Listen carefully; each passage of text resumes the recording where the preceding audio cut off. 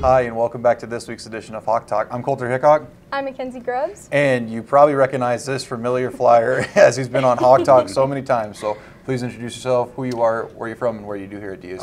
I'm Pete Stanton. I'm the athletic director and football coach at Dickinson State. Where I'm from, originally from Baker, Montana. Baker Pipeline. I mean, we have so many people from Baker now. Yeah, that's good. You know, a lot of Eastern Montana, a lot of Montana athletes, you know, that come to Dickinson State for sure.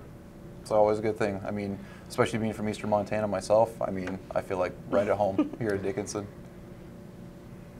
So, Coach, how does it feel being a part of the handful of teams playing football right now? It's been great. You know, it's really been a long process. It's really started last spring with really not knowing what we were doing, and then got into May and we're able to start lifting and working out. And it was really a long process for about a month, but I was really proud of our guys for just, you know, taking care of themselves and using the protocol in the weight room and doing a lot of good things there. And then as we got into the season, we've still had a lot of things going on, but just the fact that you know, our conference really was smart about it and just did a good job of communicating, and our players have done an incredible job of getting through it. So we're excited to be playing.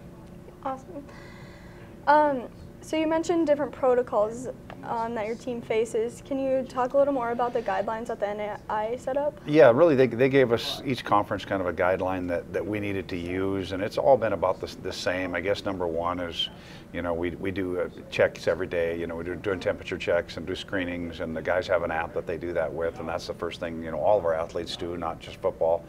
And then, you know, a lot of things with locker room and our practice setup. We've changed kind of the format of our practice by, you know, kind of stretching in small groups and doing a lot of activities in small groups and doing it for a lot less time. So there's definitely been a lot going into it, and the NAI had a lot of protocol, but also, you know, left it up to the schools and the conferences as well, and that's kind of a lot we've been following. So as the athletic director, how are things set up differently during the games for the fans? Well, it's been quite a bit different at the BAC this year, and what we've tried to do is we have, you know, people that rent suites or you know, throughout the year, and so those people are in their suites and our concessions and things like that. So we have that where those people are there, so we keep that group small, and then we've you know, we've closed out the outside and put the concessions on both the north and south side. So then we bring people through the gates and not have people come inside. We're just trying to, you know, keep the traffic out of the inside and keep more people on the outside. And then of course this year we opened up the berm and the grass on the other side, which has been popular, just to keep everybody spread out and make sure we keep everybody safe. I mean, me personally, if I wasn't on the sideline with you, Coach, I'd probably be over there, probably talking a little smack to the opposing team. I feel like that's what a lot of Hawks would do. But so far, I'm enjoying being on the sideline. Yeah, it used to be, and when I first started coaching, the opposing team was on our sideline, and then they switched that. So you would have enjoyed that as well, having that student section right behind the opposing team. I definitely would. So this past weekend, we go up against Valley City. We were also 2-0.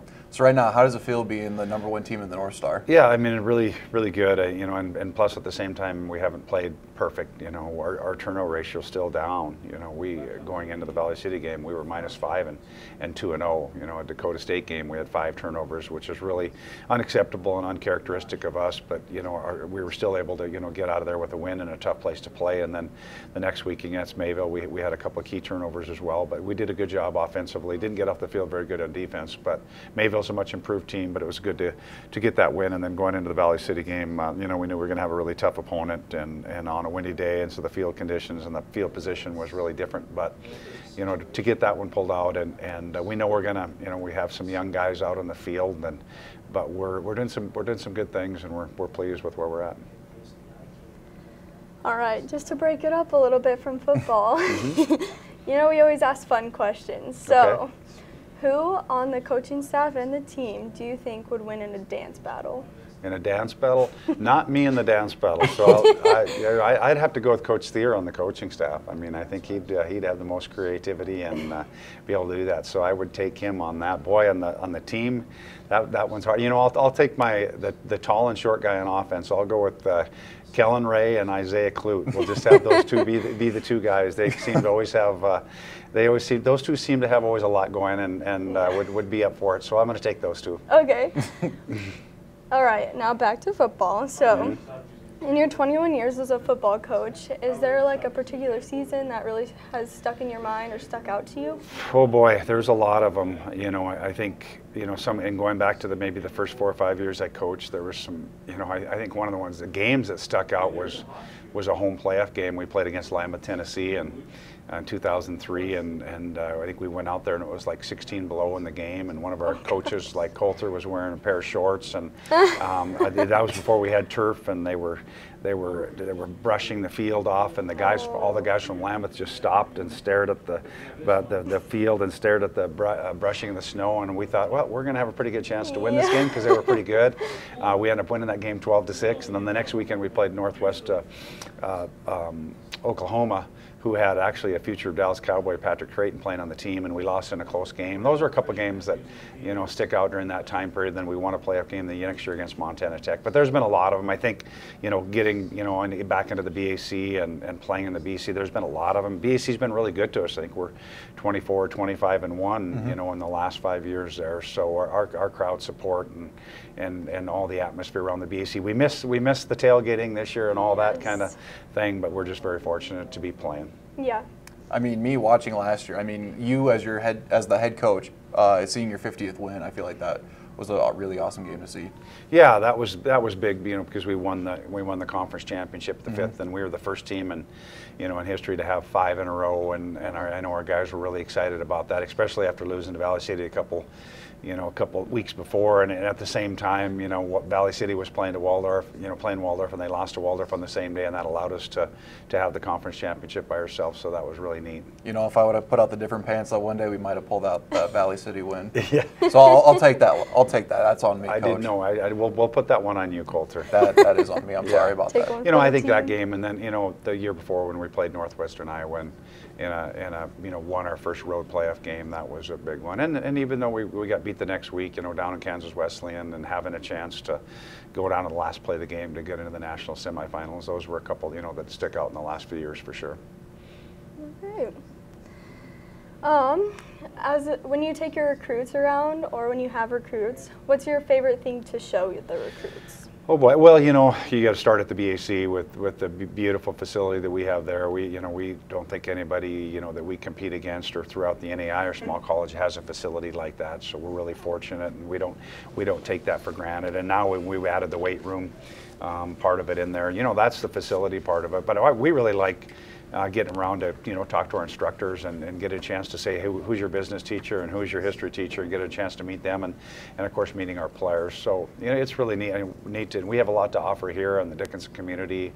You know, we get them to the rec center and show them what we have with the community center, and it's been, you know, a lot of things. But you know, it starts with the BAC with you know, the support that we've had there and the facility we have there.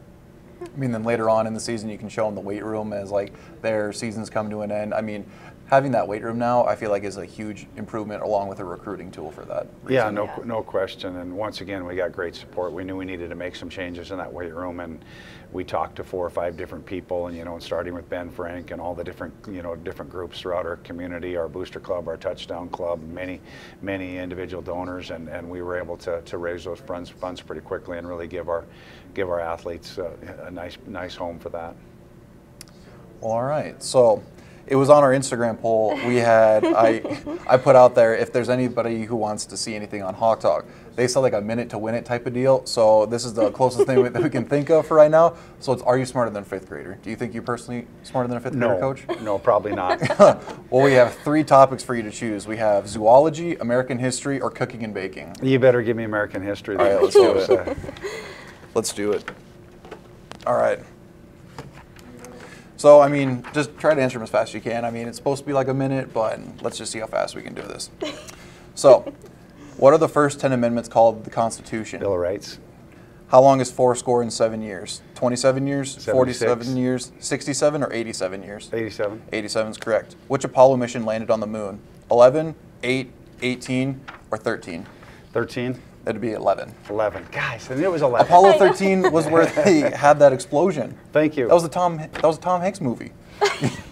Where was the Declaration of Independence signed? New York, Boston, Philadelphia, or Washington, D.C.? Philadelphia. That's correct. Where was the first battle taken place during the American Revolution? Saratoga, Lexington and Concord, Trenton, or Yorktown? No, the Lexington Concord. That's correct. What date was the You attack? sure the fifth graders are going to get all these right? I mean, so far you're Okay. doing all right. What was the date of the attack on Pearl Harbor? December 7th, 1941, November 6th, 1943,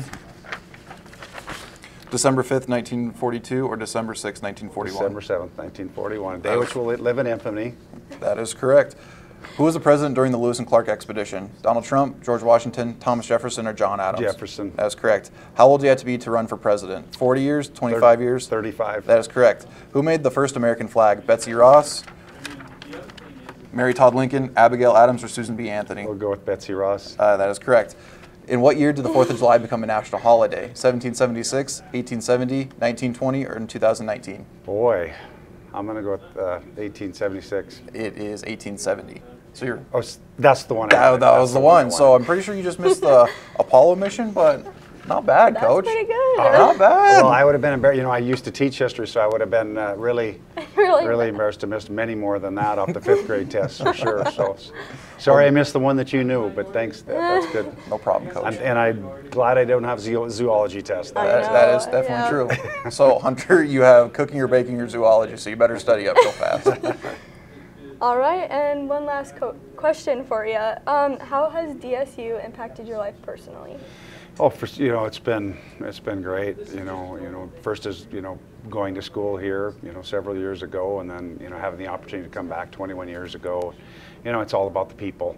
The people that we've had, and a lot of the co-workers and coaches that I used to coach with, and now that I coach with, and our coaching staff that we have now. But most importantly, the students and the athletes that we've had over the years. I think it's you guys talked about the wins and losses and the things that are really neat, but the most important things are those relationships that you've been able to have with all of our student athletes over the years, and it's been a neat thing, and it's so neat to have them come back. A lot of times we have a player talk, a former player talk to our current team just so they can stay connected, and that's a really neat time. Those former players love to come back and do that. So it's just the relationships I've been able to have with those guys has really made a big impact. Awesome, Coach. Well, thank you very much. I mean, we don't have a shirt for you today, but I told you I'd get you one before practice, so you can wear it today. Perfect. I mean, if you really want to. I mean, I'm going to see it from up in the booth when I'm filming, so it'll be looking really good from down there. All right, thank you. All right, and we'll be right back with another guest right after this.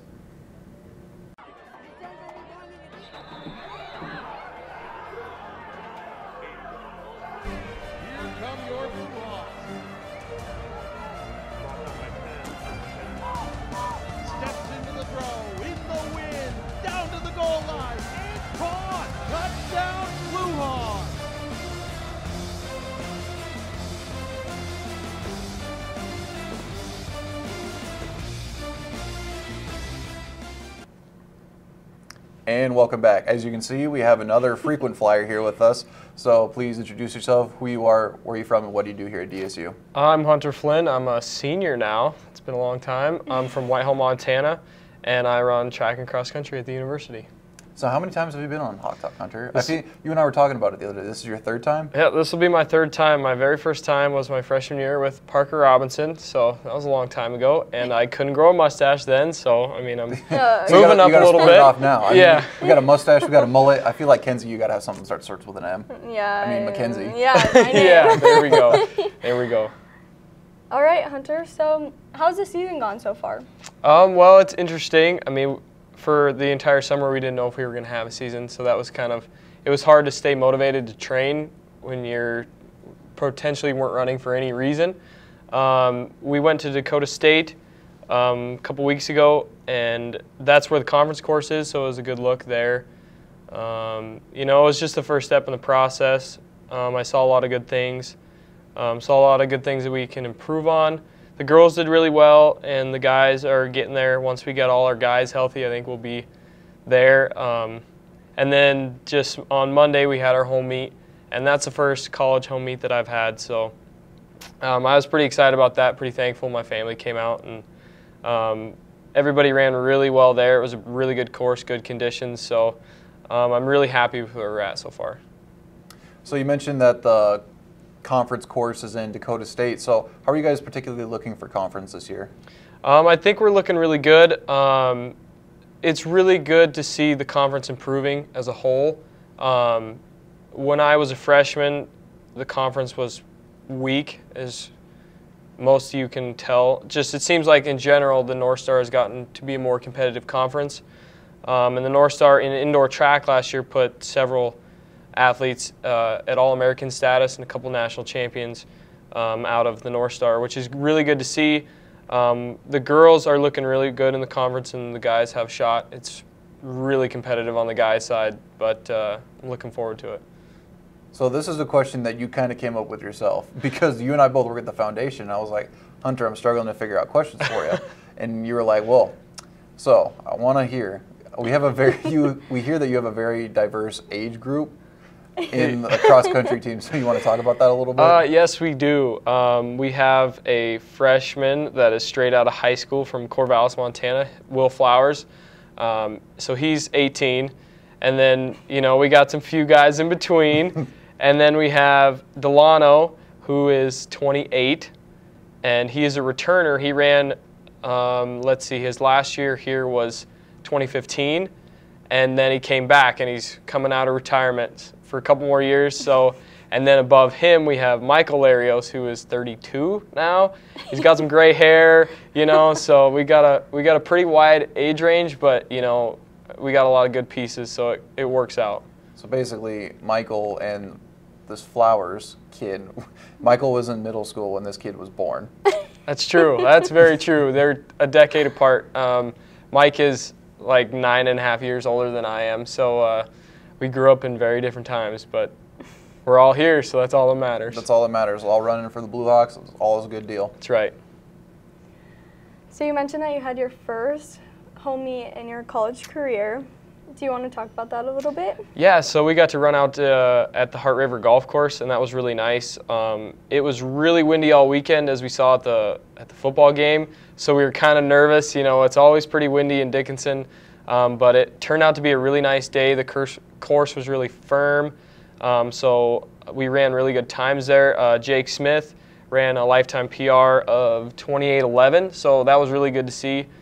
He only got to run a couple of meets last year, so it was really good to see him coming along.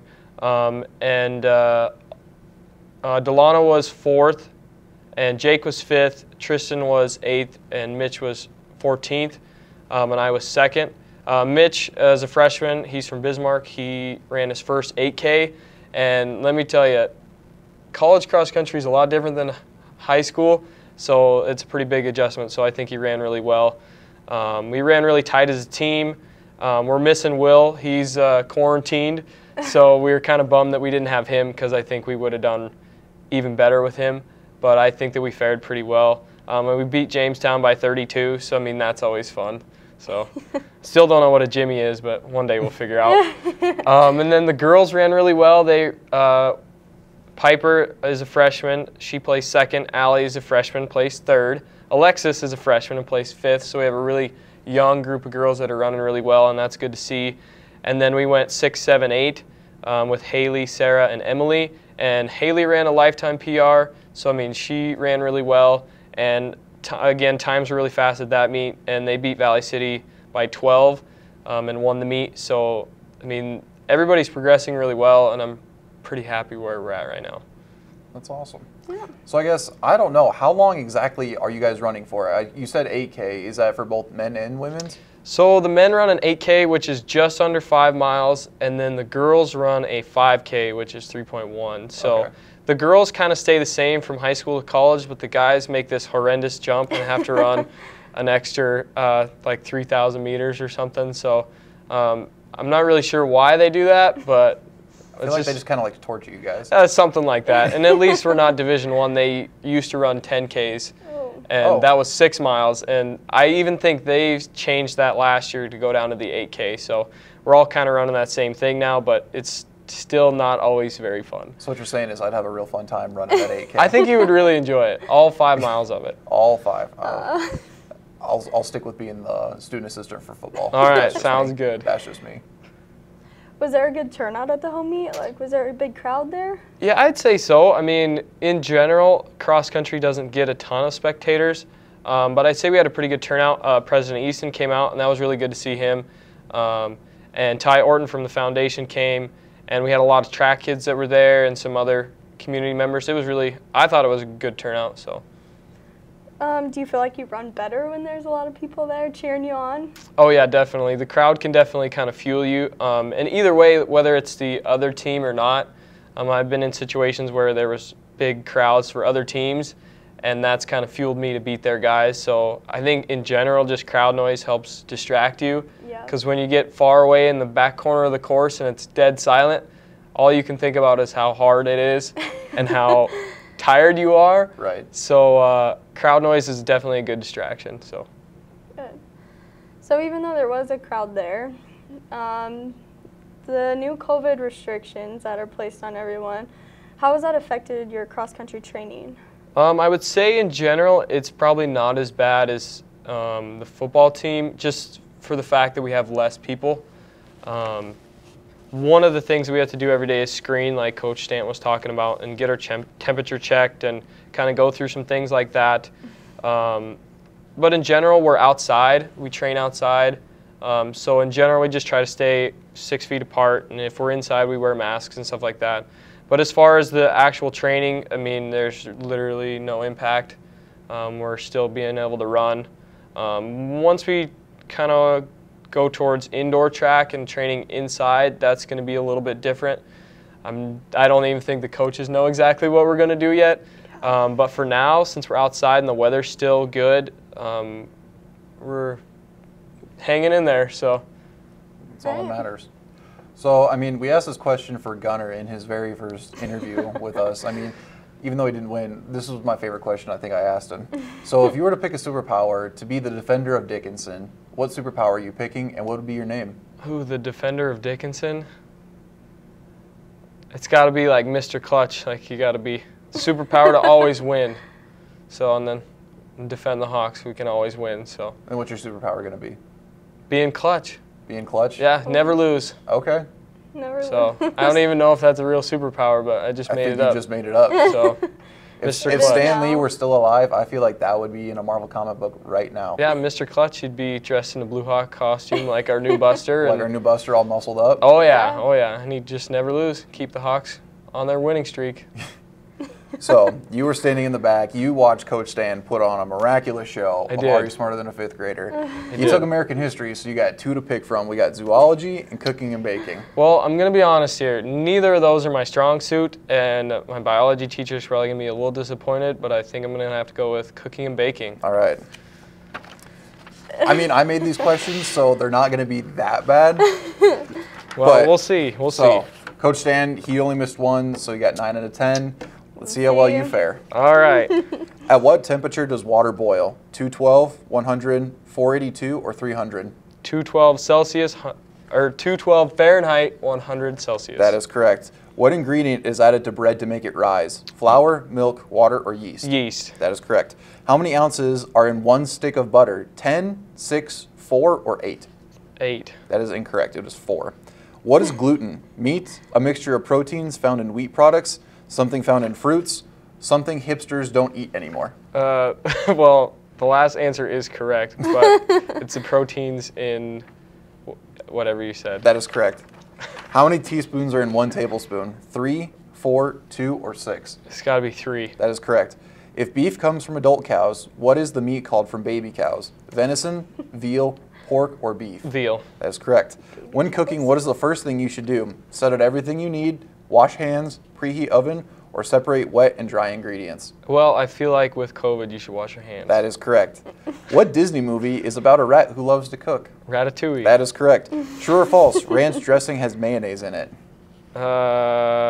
False. That is incorrect. It is true. Really? How many ounces are in 1 cup? 10, 11, 9, or 8? 8. That is correct. You only missed 2? Oh, 8 out of man. 10. So far, Coach Close. Stan's this year's winner of Are You Smarter Than a Fifth Grader? But we've got a lot of chances, a lot of opportunities. So maybe for track, we can get you back on, and maybe you can have a little redemption. Yes. Yes, I think I was the defending champ for at least a week last year. I feel like that at least deserves a shirt or like a little small trophy. Yeah. Something, but Coach Stanton got me on that one, but He did. it's all right. I'm surprised. I thought you were going to take zoology. I know. I would Man, too. I don't know. I had to take a risk. Maybe next time. Yep. All right, Hunter. If you could tell your freshman self one thing, what would it be? It would be shave a lot so you can get a thicker mustache.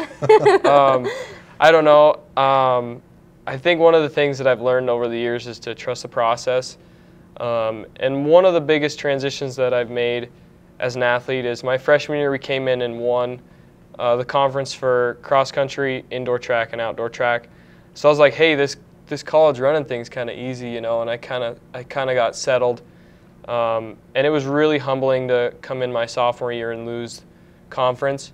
And I think that was one of the biggest things for me as an athlete is, I mean, you lose sometimes, you know, and it makes you work for it 10 times harder. And so that's one of the defining races in my career is when we lost, you know, is the fact that, you know, you have to work for every win, you know, and I mean, you can't take anything for granted because we haven't won conference since. So, I mean, the goal is always the same, is to win conference, but it means a little bit more when you lose one.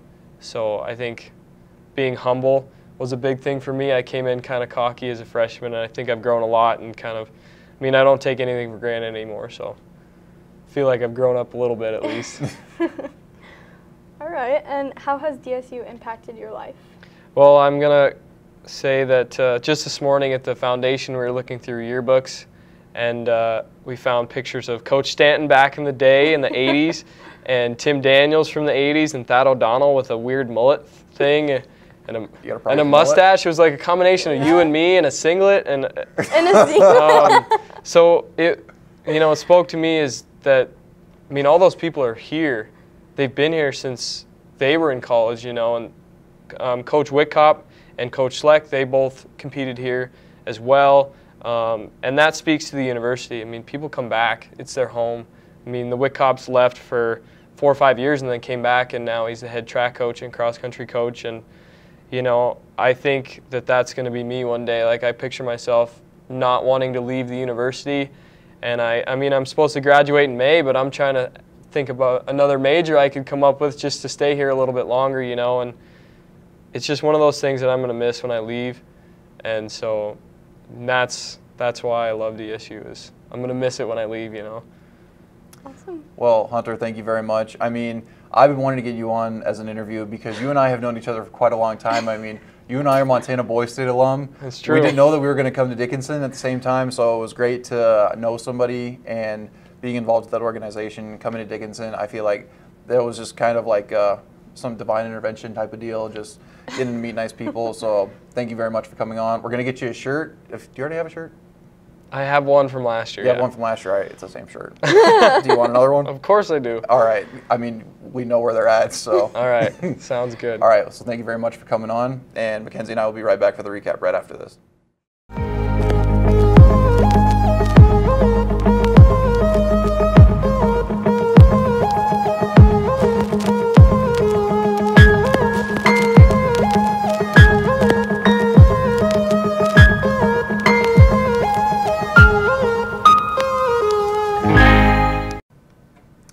And welcome back for the recap. But first, I would like to talk about this lovely plaque that you can own a piece of history with. I mean, we have this brand new turf at Fisher Industries Field.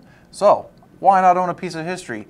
You can do it. There are only 60 of them made, and they're personally signed by the man, the myth, the legend, Hank Beisiot himself.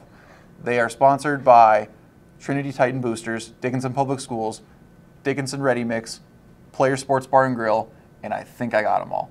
Does that sound right? Yeah. Does that look right? Yep. That looks right. All right. And back to the recap. So, first, we have football. We talked to Coach Stanton about football. The Hawks beat Valley City to be the #1 team in the North Star. I feel like that is a great accomplishment.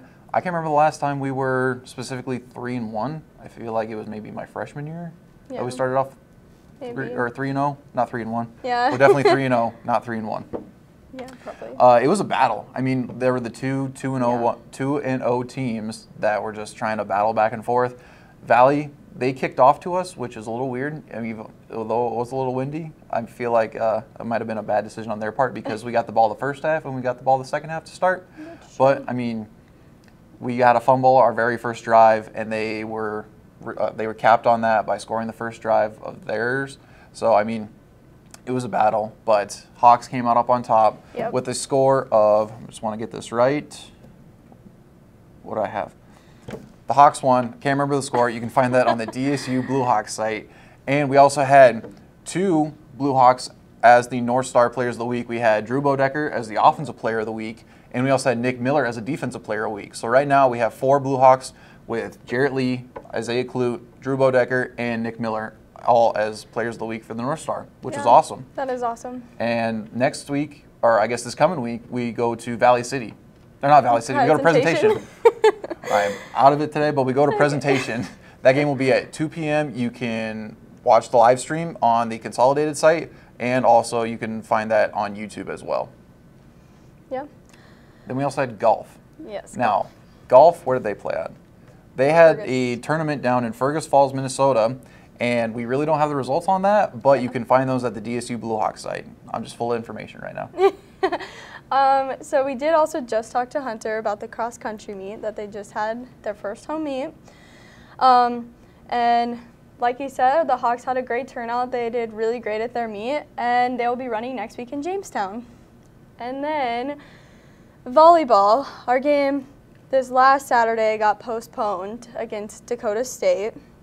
And this weekend, we really don't know what's going to happen with that we yet. don't know what's going to happen yet. But you can find out more information on the DSU Blue Hawk site. We were supposed to play Viterbo on Friday, but due to the coronavirus, they are kind of waiting until tomorrow to make that final call if we're going to play them on Friday. And then Saturday is kind of the same thing, kind of waiting to see what the final call is there. So if we do play on Friday, the games will start at 6 p.m. because the JV got canceled. And then on Saturday, the game starts at 1 p.m. Well, on Friday, if you guys figure out if we're going to have a volleyball game, then Gunnar Farsfeed and I, we can commentate on those because we really didn't want to have Gunnar go home empty-handed. No. So him and I are going to be like a brand or a less brand version of the Joe Buck and Troy Aikman as on Monday Night Football. So I feel like that'd be a good dynamic for Gunnar and I. So hopefully we have a volleyball game where we can showcase our talents. I agree. It's because we be both awesome. have a face for radio or television. Yes.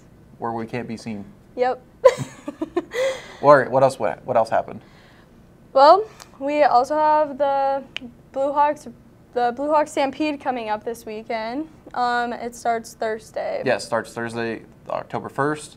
And so we're going to have barrel racing, we're going to have steer wrestling, and of course bull riding. So you personally know a bull rider, don't you? I do personally know a bull rider. Wow. Know a few of them. Know a few of them? Yep. Wow. That's super cool. Yes. Are you going to go to the Stampede? Yes, I hope to be there. I don't know really what's happening with volleyball, so I guess we'll see if they overlap at all. You can go tomorrow. I can go tomorrow. So I'll probably be there tomorrow. Okay, let's. Yeah, we'll sit in the stands watching bull riding. Yeah. I'm all about it. Post it on the Heritage page? Yes, we can do that on the DSU Heritage Foundation Twitter and our DSU Heritage Foundation Instagram. Yes. And we had our Blue Hawk Game Day. We did that last week, and we also had it this week. Yeah. I feel like that was going all right. I mean, we had you and I at the very first one. We had Kyle Smith. He had a great interview. And then he had to go do his big boy job and be the announcer for DSU football. He did, yes. But, I mean, it was good. We had 40-mile-an-hour winds last Saturday. Yep. But although it was the 40-mile-an-hour winds, I feel like it was a great game. We had a great pre-game show. Yeah, we can call it the pre-game show. Yeah. It's a good name for it. Good name for it. And if you would like to purchase that plaque that I showed in the very beginning of the recap, you can call it the DSU Heritage Foundation. And it is $125 plus shipping if we have to ship it to you, or if you're in Dickinson, you can just pick it up at the Heritage Foundation. And I already mentioned the Twitter and Instagram. Our Twitter is at DSU Heritage Fond, and our Instagram is at DSU Foundation. Is that it? Yeah. I think that's it. And with that, Hawks are up.